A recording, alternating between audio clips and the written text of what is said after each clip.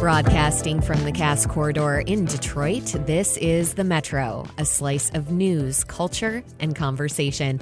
I'm Robin Vincent. And I'm Tia Graham. Today on the program, DEI, diversity, equity, and inclusion. Efforts proliferated after the murder of George Floyd. Now, with President Trump in the White House, federal DEI efforts are done. And that has us wondering about the future of DEI across the board. And what exactly is the higher purpose of DEI? How much of it is lip service, and how much of it can actually spur a cultural shift? Plus, the cost of eggs has been on the rise, and lots of other grocery items for that matter. We will crack into the situation. But first, Michigan's gubernatorial race isn't exactly around the corner. We've got till November 2026, but several prominent politicians have already declared their candidacy or have said they're considering a run. So far, Michigan Secretary of State Jocelyn Benson is running on the Democratic ticket. Detroit Mayor Mike Duggan, who's long been a Democrat, is running as an independent, and Eric Nesbitt, Republican State Senate Minority Leader, is the first Republican to announce a run.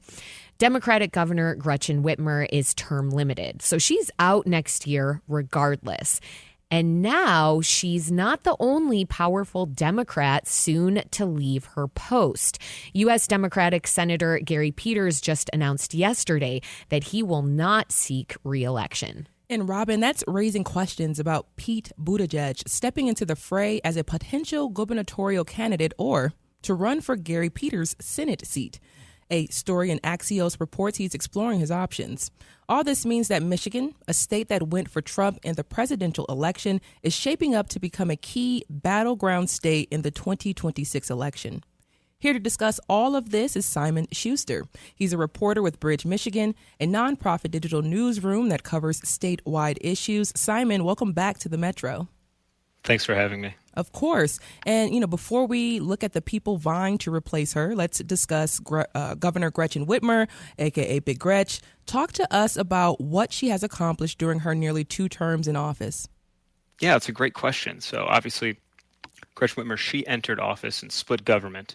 Republicans controlled both the House and the Senate. And so for the first 2 years of her administration, in large part, this was about forging alliances, making sure that you can get a budget done and create some movement on some priorities. And she had some initial hiccups.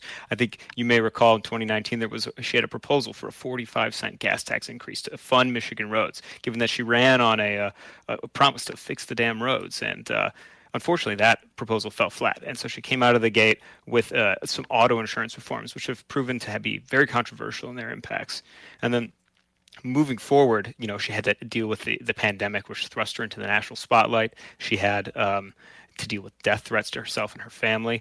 And then through the 2022 election, where she easily won re-election by more than 10 percentage points, she came into a Democratic trifecta, and we saw the pace of her policymaking, the stuff that she was able to get accomplished, really pick up. Some of the promises, some of the things that she'd called for in 2019, 2020 got accomplished only after Democrats took control of state government. But now that's over. She's entering the final stretch of her gubernatorial run with, again, a split government as Republicans have retaken the House, with Democrats still in control of the Senate, and they'll have to see if she can build those bipartisan alliances back up to get more done. And Simon, what are some things she hasn't been able to accomplish? You talked about fixing the damn roads, but what are some of the other things that we didn't see happen? Yeah, so obviously the roads is a major one. A long-term infrastructure funding solution is huge.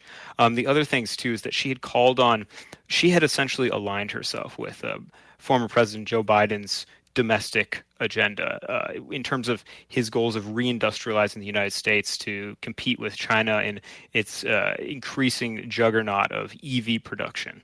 And so she had really aligned herself and her economic development goals with a lot of that. And Republicans, to their credit, did a really effective job in marshaling resistance to this agenda. A lot of the things that she'd wanted to do in terms of economic development incentives have yet to come to pass, including a hire fund to attract more employers to the state, and some of these major manufacturing investments in EV infrastructure ended up going to other states, such as in Kentucky with the Blue Oval City from Ford.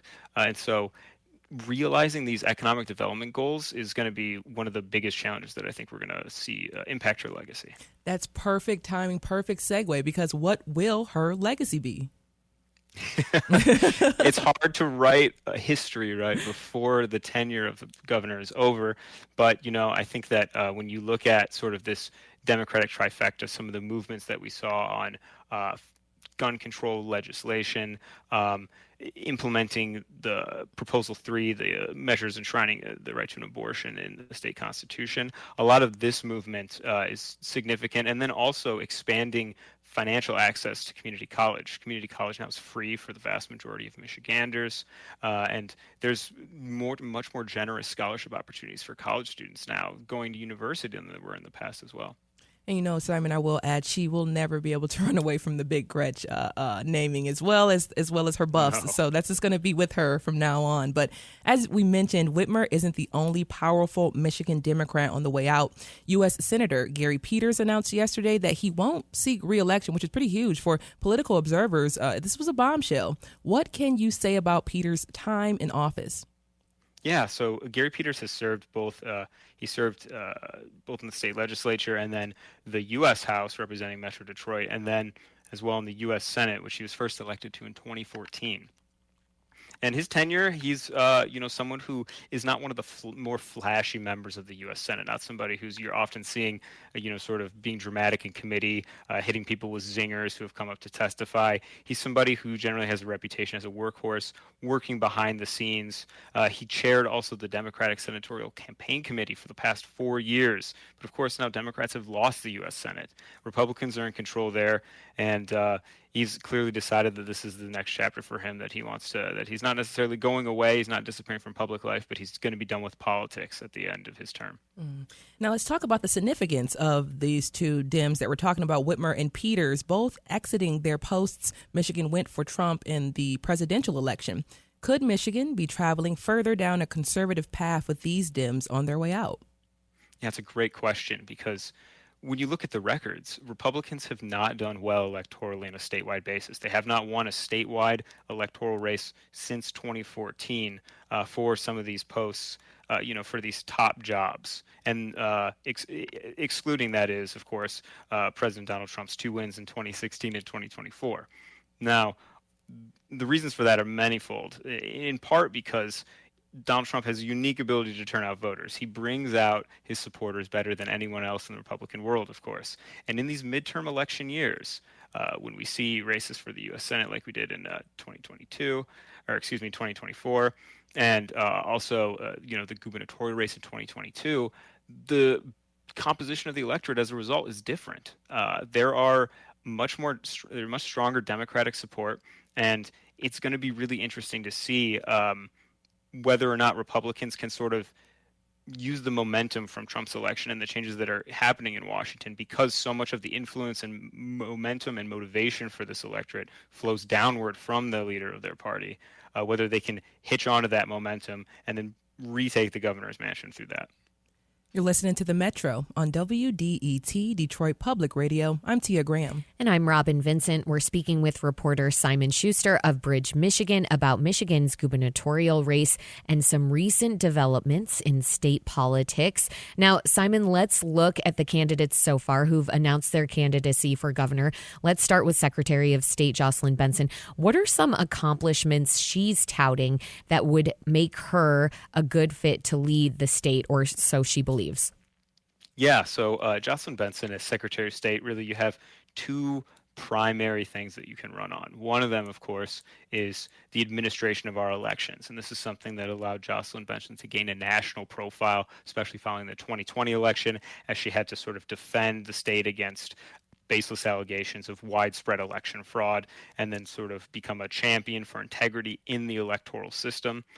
This is something that, allowed her to sort of, again, gain that national profile, but then also fundraise from people out of state and earn some really deep-pocketed fans who we've seen contribute to some of her political action committees. The other thing, and the thing that's probably better in an election, is something that touches every driver in the state's lives, which are interactions with the Secretary of State's office. Being able, it's something that nobody looks forward to, and essentially the job of any secretary. We No. do not, Simon. Yeah, I know. I'm pretty sure that at some point everybody has had that hopefully 20-minute trip turned into a 2-hour trip, and then always a painful experience. And so, Excruciating, yes. yeah, the barometer of success, I think, for a lot of these Secretary of States on a populistic level, right, is being able to make that experience as painless as possible. And so this is something where she can have sort of statewide appeal, that the fact that the wait times have reduced at the Secretary of State's office and that more things can be done either via those kiosks at Meyer or online to simplify life. And the legislature's helped her out too. You can now, renew your registration for 2 years instead of 1 if you want. And so that those are things that, sort of where she's running on, at least initially. She talks about efficiency and transparency. And these are sort of the two things that she's able to point to as evidence of that. Okay, those are tangible things. And when I think of one of the other candidates, I see tangible things as well. Here in Detroit, there's a lot of talk surrounding Mayor Mike Duggan. His tenure has been transformative for the city of Detroit in many ways. But the question is, will that translate to folks in other parts of Michigan? What do you think? Right. And so that's one of the things that I've been mulling over a lot too, is that so many people all over the state go to a Secretary of State's office, but not everybody has paid a visit to Detroit over the past decade or so since his tenure during this economic resurgence that the city is experiencing. And so Duggan is going to have his work cut out for him to essentially take that message and bring it to the rest of the state. And he's long been a champion, obviously the most prominent cheerleader for the city of Detroit, bringing in that economic development. And now he has to spend the next year or more touting his record, and has to do so without the support of any party apparatus. And as from what we've seen so far, it may be a party that's actively hostile to his candidacy and seeking to downplay some of his accomplishments. And before we move on to Eric Nesbitt, the Republican candidate who is running for governor, with Michigan voters choosing Trump, as briefly as you can, how do you think Duggan's choice to run as an independent might play out? Yeah, I think that this has less to do with Trump and more to do with the Democratic Party. And right now, I think the Democratic Party, not to get biblical here, but they're kind of out in the wilderness. They don't know exactly how they want to respond to the president. You said Governor Gretchen Whitmer was on CBS earlier this week, and she sort of punted on a question about the southern border and immigration. And so I think that, for someone who Whitmer, if you may recall, started her candidacy in 2017 at the Women's March in front of the state capitol in Lansing, but now things could not be more different with the inception of Trump's second term. And I think Democrats are struggling to respond. And Duggan, he essentially takes himself out of this equation by eschewing these party binaries, by saying, I'm going to be an independent candidate. I'm not interested in getting into these partisan spats.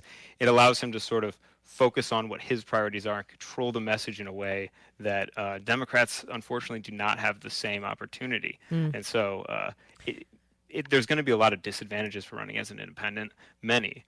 But this is one thing that will work in his favor. Yeah, he's moving away from the Democrats' identity crisis. Now let's discuss the other candidate, the only Republican so far. That's Eric Nesbitt. He is the Republican State Senate Minority Leader. What case is he making to voters? Yeah, and so this, again, I think is a struggle that Republicans have and have had over the, since the rise of Donald Trump, which is being able to bring in that level of motivation. And when you look at his campaign message, he talks first and foremost about repealing Whitmer's EV mandates, even though this is one area of her policy where she struggled to get her full agenda passed. And so bringing sort of a statewide message that's a reflection of Whitmer's tenure, who still remains a relatively popular governor, is going to be a challenge for Republicans. And it's something that I think Nesbitt's going to struggle with. He also positions himself in his campaign launch video as sort of this political outsider who owns a multi-generation farm that he lives on over in the Kalamazoo region. And this is true. He does live on this farm, but he's also served in state government for just about as long as Gretchen Whitmer has at this point. And so it's going to be interesting to see, what the primary shapes up like. He certainly is not going to be the only candidate to enter. And we have recent polling shows that U.S. Rep. John James still has a lot of name recognition, viewed very favorably by primary voters, and is someone who a lot of folks, I think, would be willing to throw their support behind. Simon, before we let you go, we mentioned the possibility of former Transportation Secretary Pete Buttigieg running either for governor or Gary Peters' Senate seat. Now, that could really make things interesting in the last 30 seconds we have here. Do you think his name recognition and resume in national politics could overshadow other Dems? I think, that while the governor's race was not something that particularly appealed to the former transportation secretary, it does seem like the U.S. Senate race seems like more of an opportunity for him. But again, I think those accusations of sort of being a carpetbagger, moving here just a few years ago, and then being able to sort of nail those Michigan bona fides is going to be really difficult. Simon Schuster is a reporter with Bridge, Michigan. That's a nonprofit digital newsroom covering statewide issues. Simon, thanks so much for joining us on the Metro. Thanks for having me on.